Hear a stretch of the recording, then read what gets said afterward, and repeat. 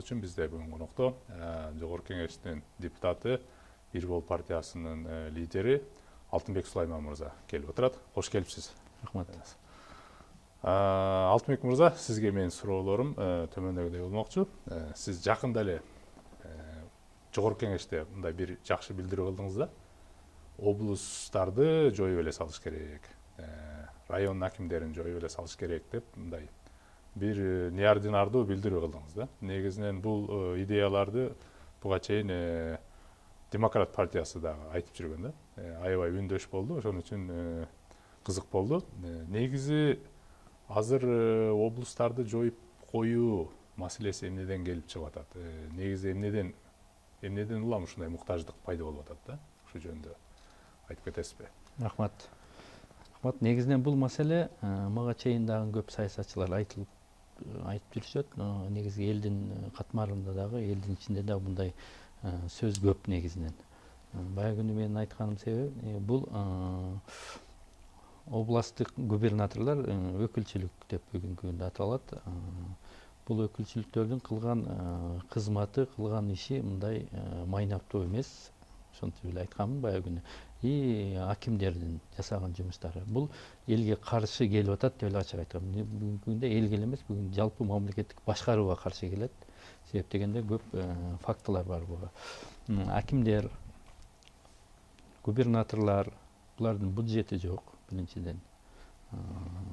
Экинчиден, булардын кадрдык маселе чече турган кадр маселесин да чечишпейт. Булар айыл өкмөт менен өкмөттүн ортосундагы ортомчулук гана жумушту жасап атышат да бүгүнкү күндө. Көпчүлүктөр дагы кээ бирлер айтышы мүмкүн, андай болбосо башкаруу системасы бузулат деп. Жок, эч кандай бузулбайт.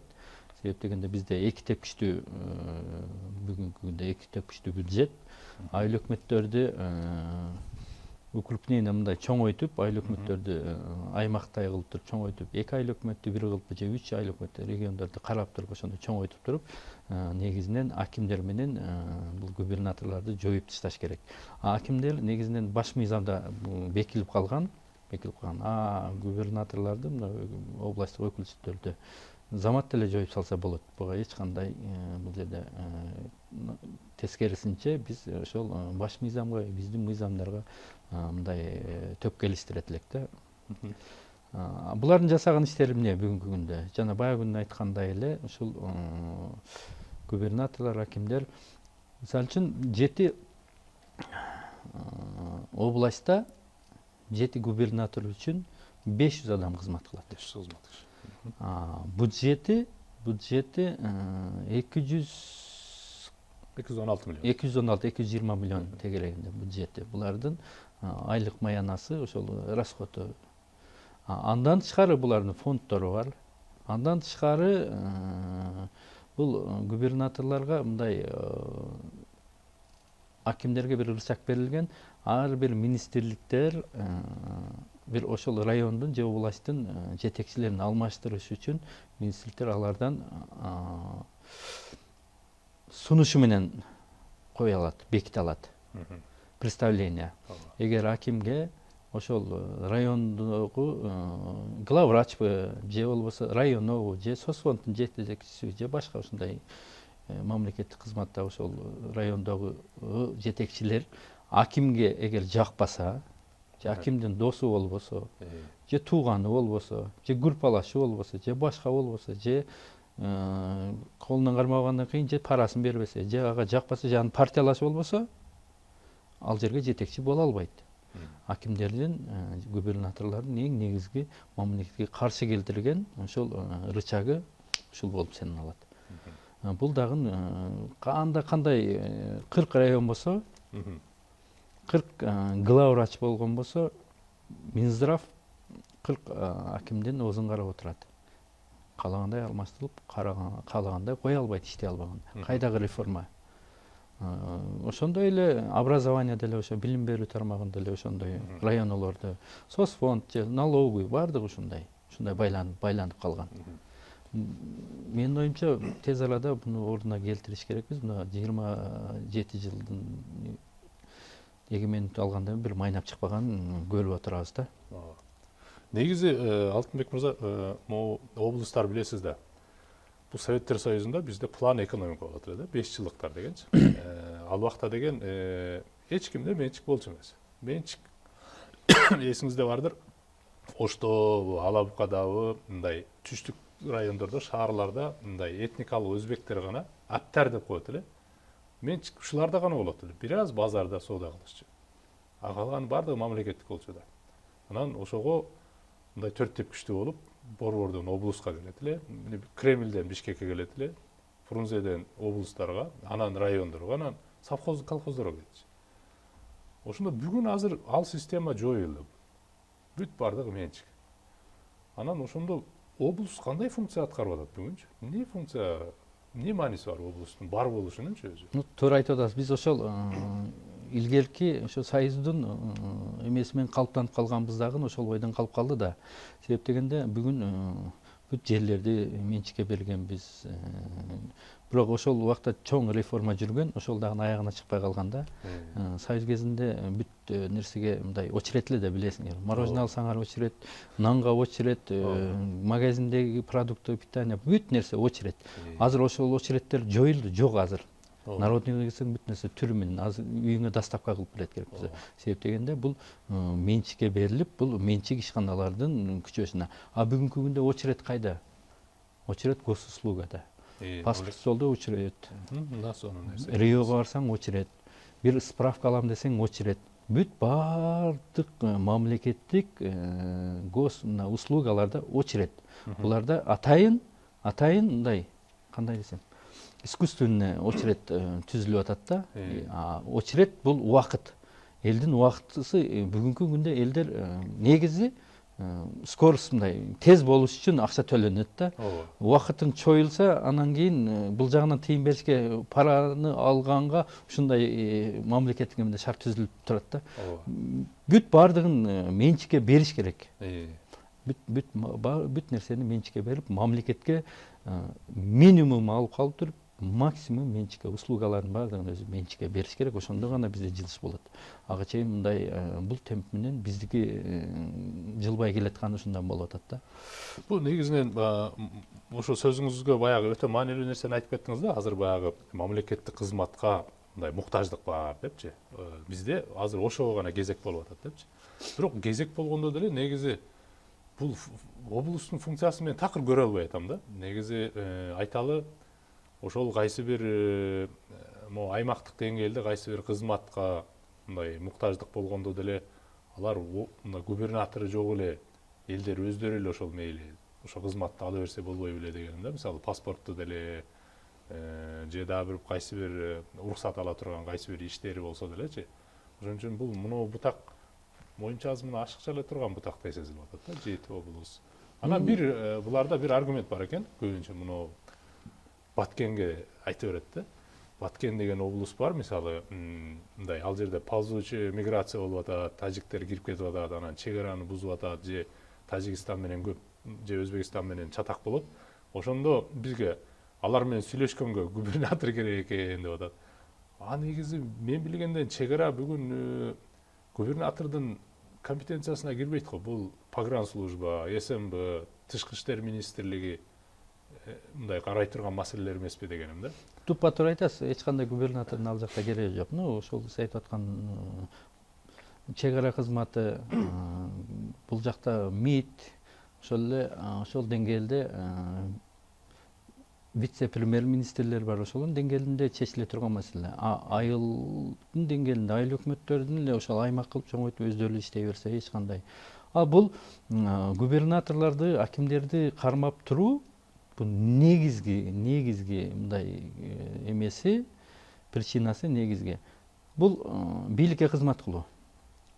Ошол эле мезгилде ошол мурдагы президенттер дагы Акаевдин, Бакиевдин кезинде, андан кийинки Атамбаевдин кезинде деле, мына азыркы президенттин кезинде, мына бүгүн мен деле ошо 10 жылдан бери ушул депутат болуп келатам. Ушу жоюлбай келет, себеп дегенде мындайда губернаторлор, акимдер бул штаттын жетекчилери да.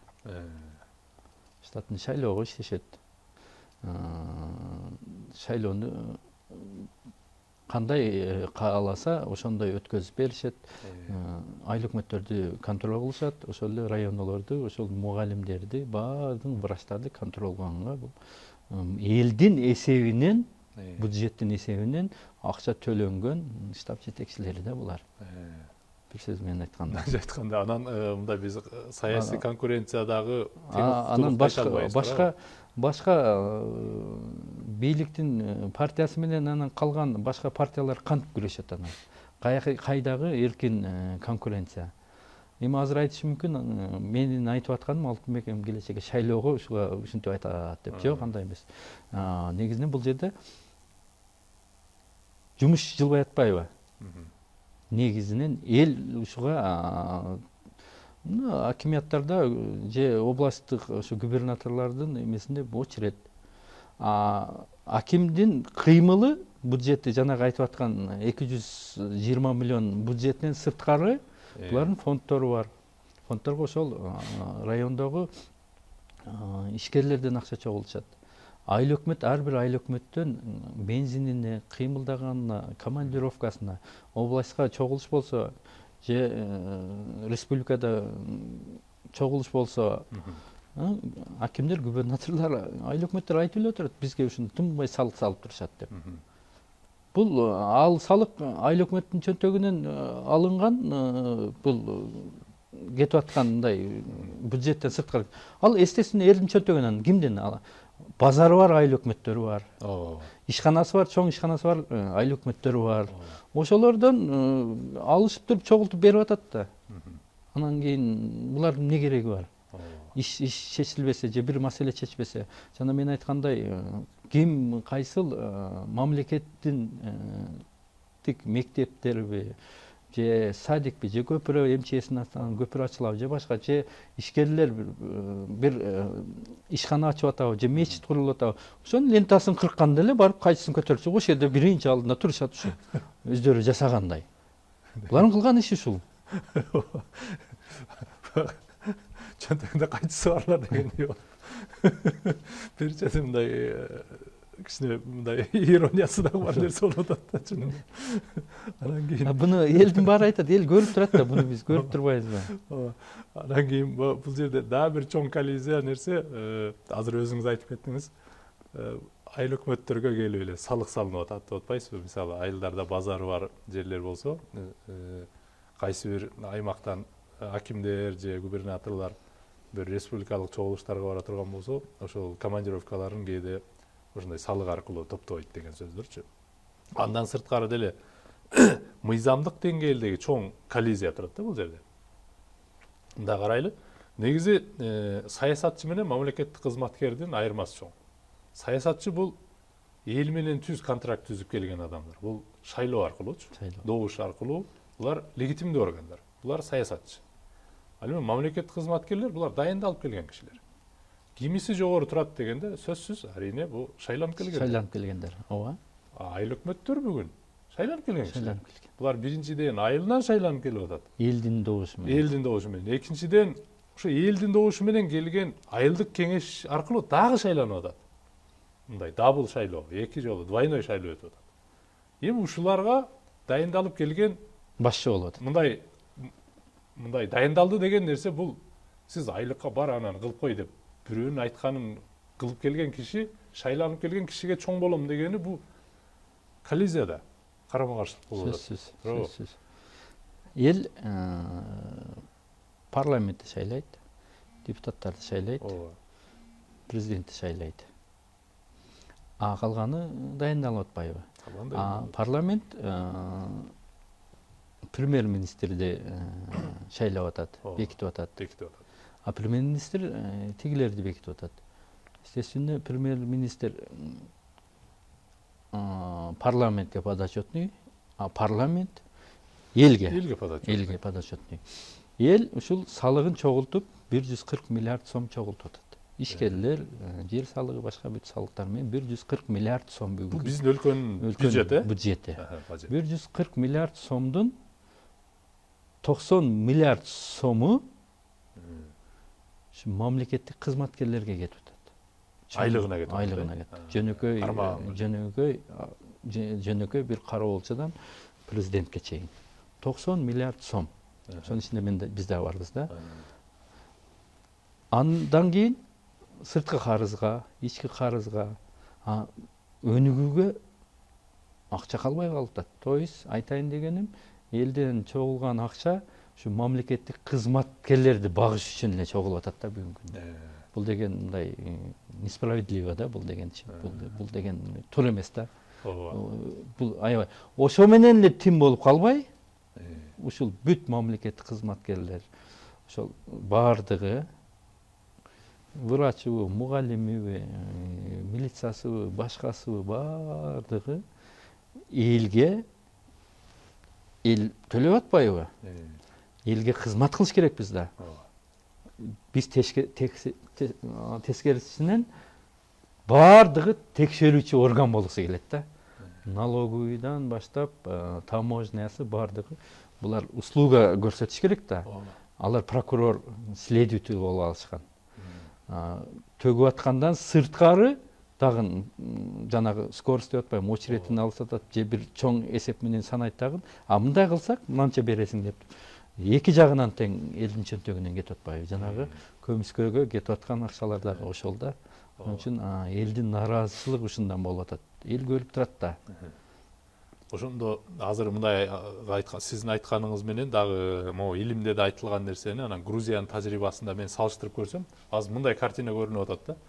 Негизи баягы бул губернаторлор эле эмес, жалпы мамлекеттик сектордун чоң болушу бул мындайча айтканда биринчиден бул шайлоолордогу штаб катары колдонула турган орган болуп атат биринчисичи.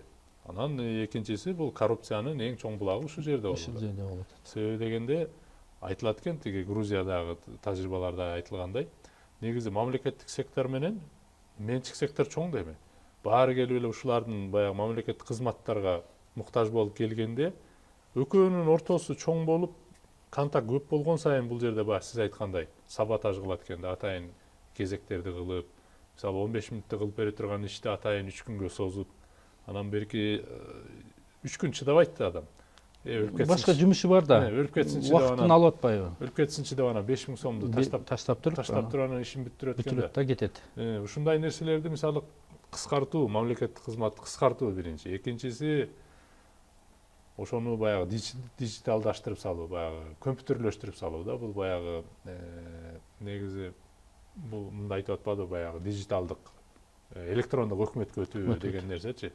Ушуларды негизи киргизип сиздер инициатива кылып атасыздарбы ушуну? Эми бул инициатива кылынат, бул өкмөт жасай турган премьер-министр барып командасы менен ушул жумуштарды аткаруу бийлиги жасаш керек да. Аткаруу бийлигине биз парламент болгон мүмкүнчүлүктү түзүп берип атабыз, алып келген мыйзамдарын колдоп берип атабыз, айткан жумуштарын жасап, кандай болбосун ишти жылдыргыла. Эми иш жылбай атат. Бүгүнкү келгенде премьер-министрде күнөө эмес. Мына 30 премьер-министр алмашты, бир жылдыргысы келбейт да. Себеп дегенде көнүп алышкан. Даяр бүгүнкү ошол система күнөөлүү дей берет. Системаны сындырса болот. Сындырып эле атышпайбы? Өнүгүп атышат го. Мына бүгүнкү күндө Армения кандай болуп, кыска убакытта 100 күн ичинде кандай элдин оозун ача турган жумуштарды жасады. Грузия и башка өнүккөн өлкөлөр өнүгүп атат. Эмнеге жасаса болбойт? Биздин ошого биздин акылыбыз жетпейби? Жетет, эркибиз жетпей атат. Эркибиз жетпей атат. Ошол эле эркибиз жетпей атат. Ошого мындай чыгынып, коркпой бир кадамдарга бара албай атабыз да. Өкмөткө келген өкмөт башчылары ушундай эмелерге, шактарга бара албай атат да негизинен.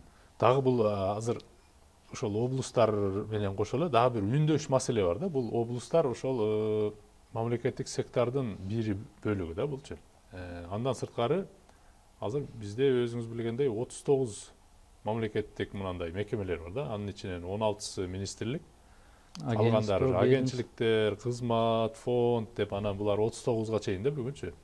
Анан беркилеринде деле сиз айткандай чөнтөгүндө кайчылары барларда эле мындайда негизинен чоң аппаратты кармап атабыз бизчи мамлекет. өнүгүш жолунун бир эле жолу мындайда бүт менчикке бериш керекпиз да.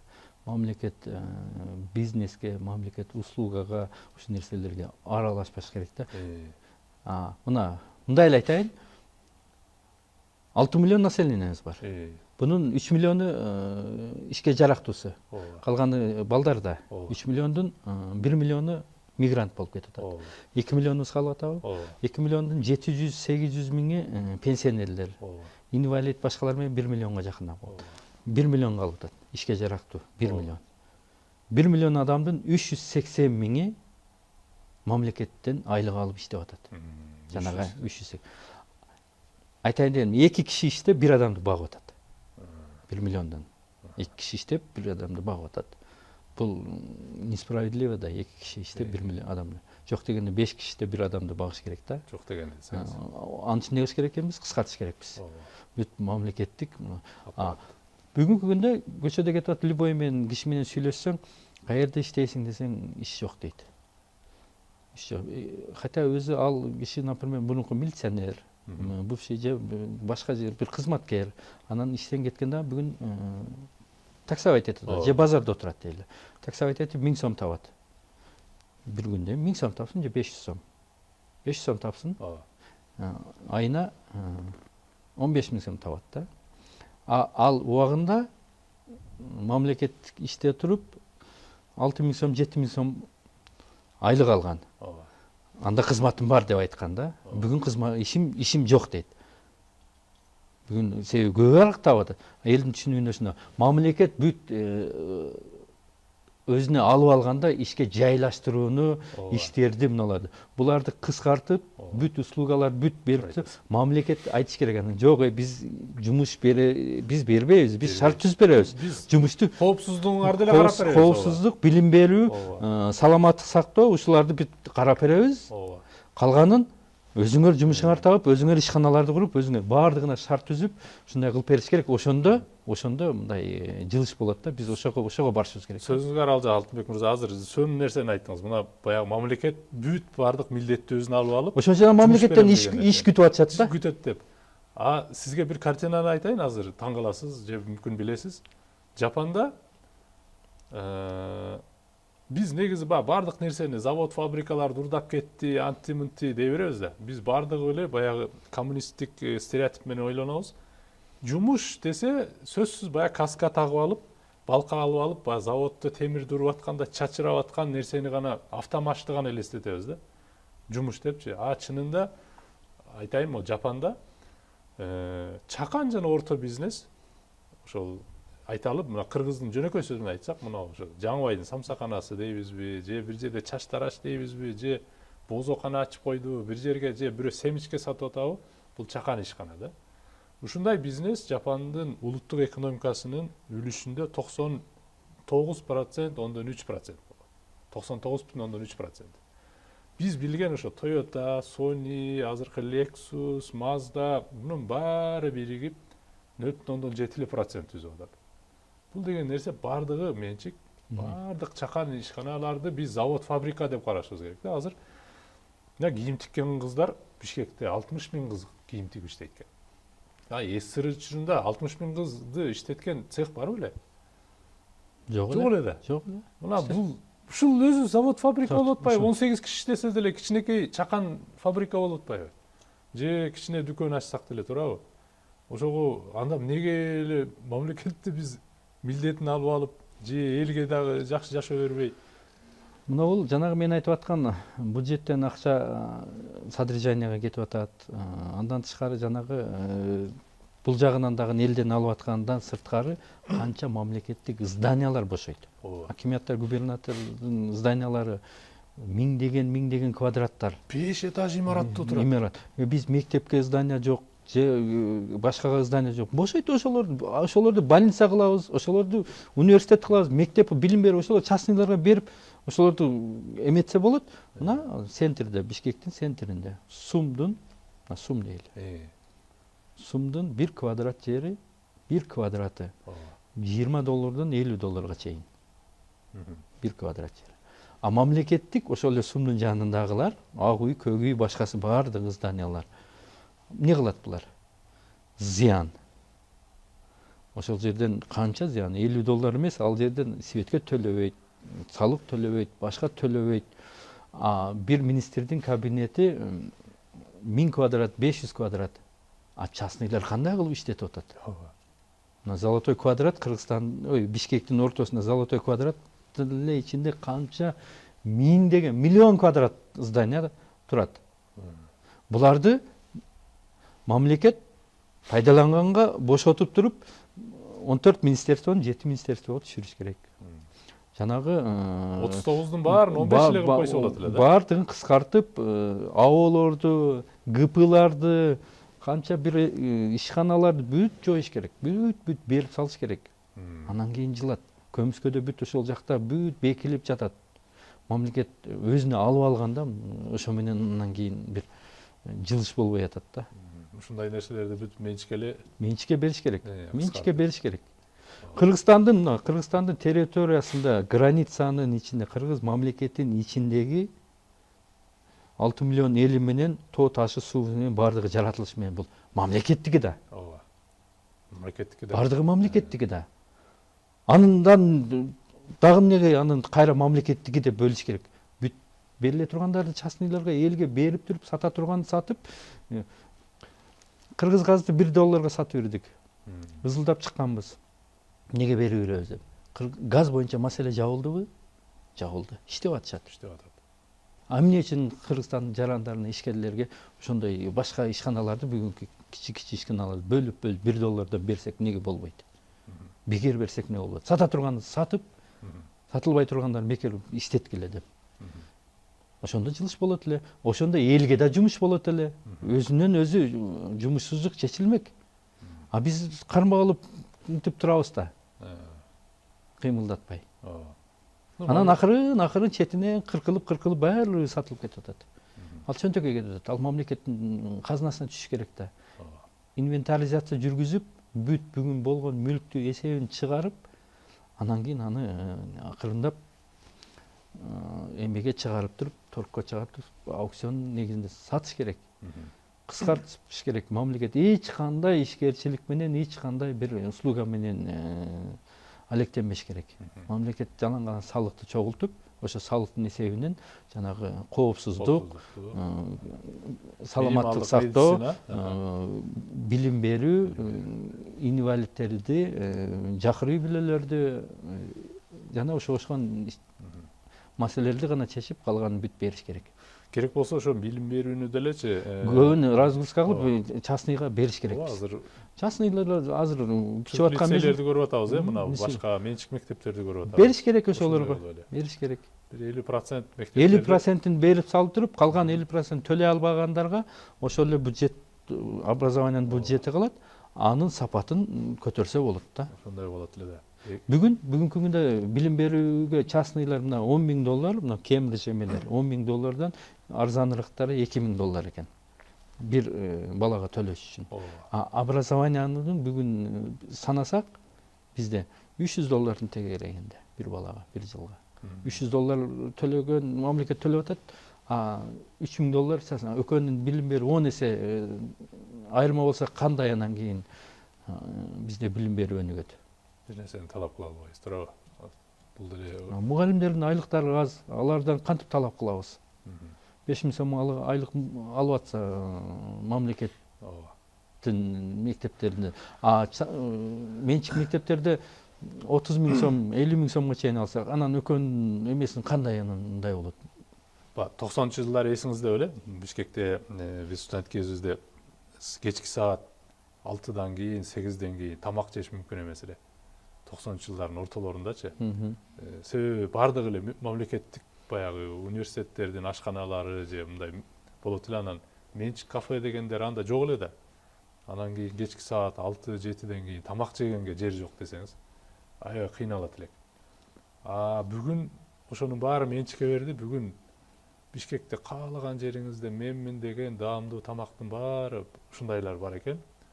Ал эми мен бир 4 жыл, 5 жыл мурун эле Ташкентке көп барчумун.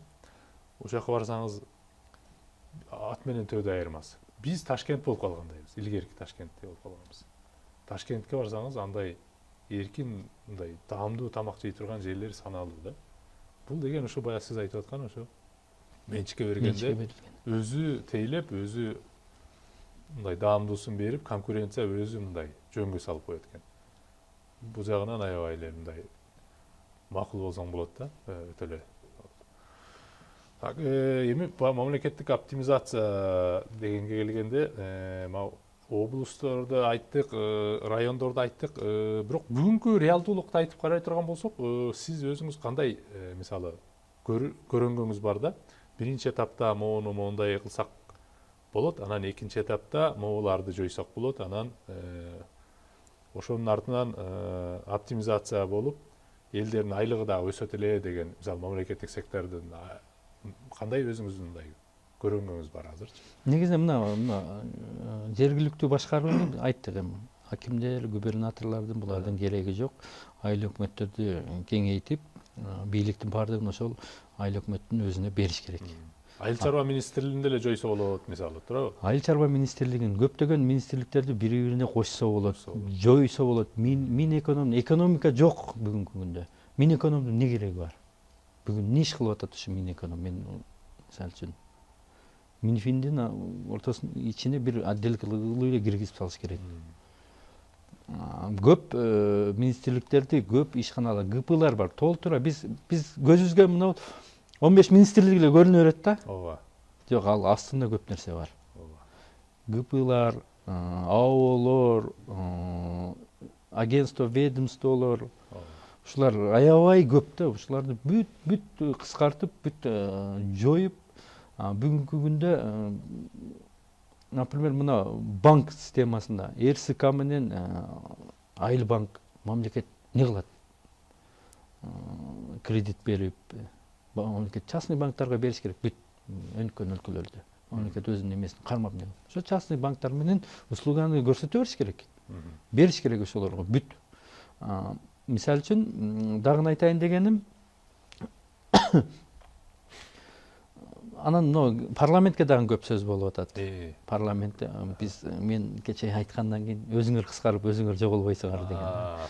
Негизинен биз парламенттик башкаруу дегенден кийин парламентти бүгүнкү күндө сындаш керек. Бирок парламенттин күчтөнүшүн негизи эл мындай кубаттап колдош керек да, ошондо парламенттик башкарууга кетет. Анан кыскартуу дегенде кыскартса болот. Бул эми баш мыйзамда бекилген.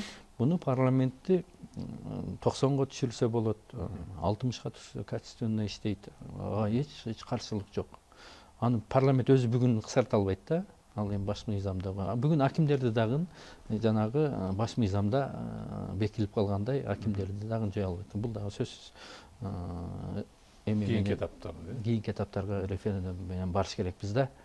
Анан негизинен мына биз Грузиянын, Армениянын опыттарын алышыбыз керек.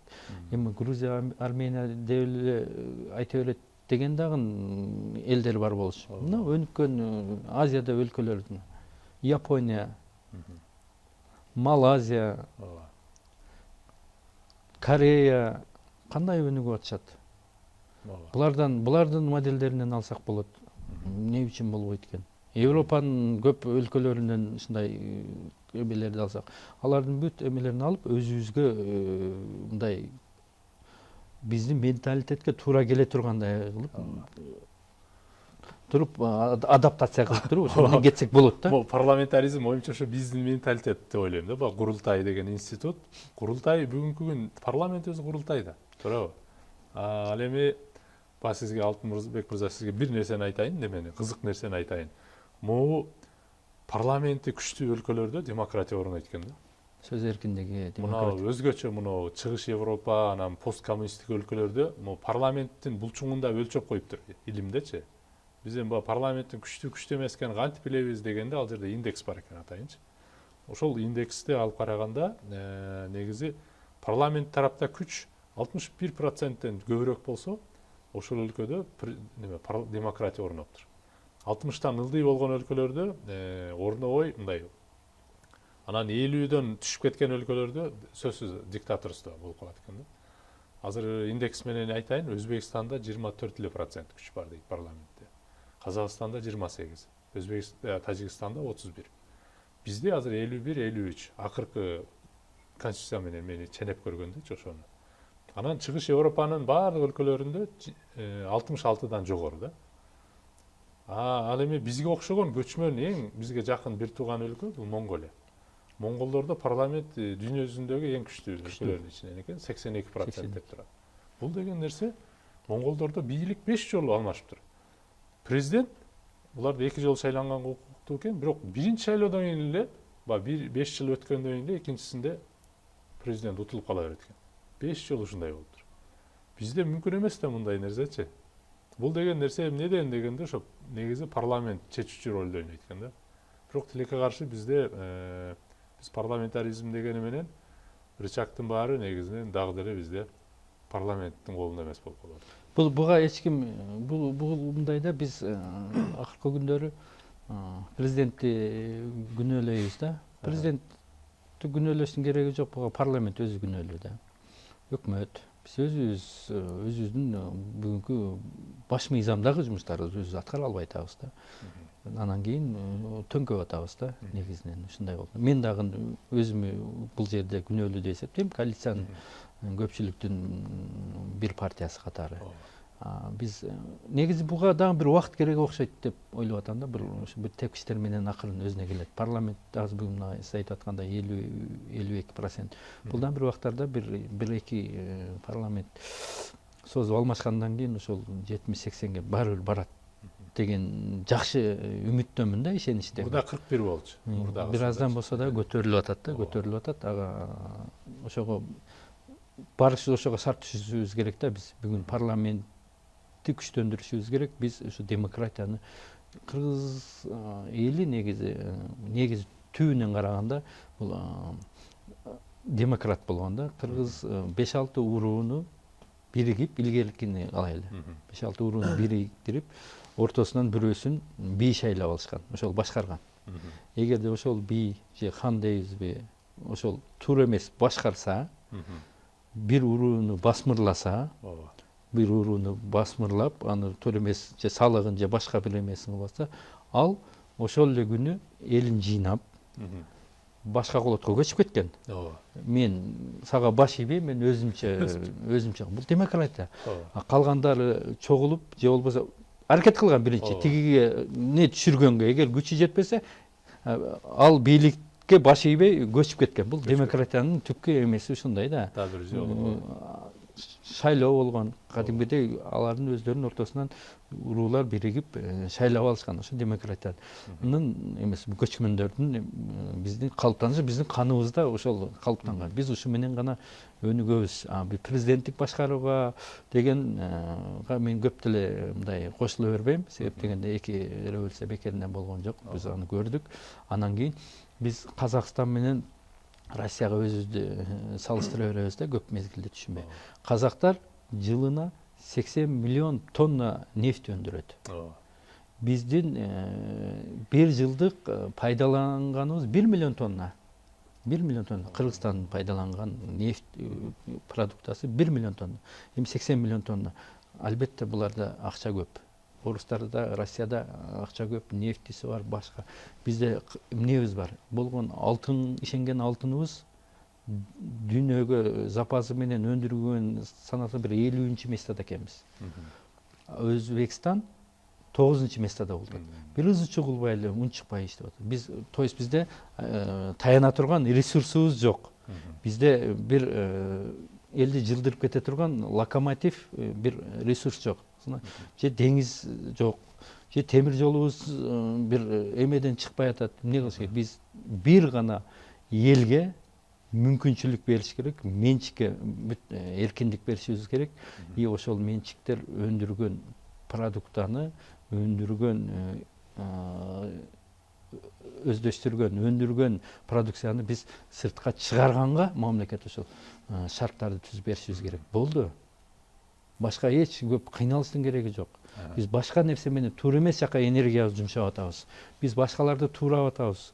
Акчасы бар, ресурстары барларды жок. Бизде андай жол менен биз өнүгө албайбыз.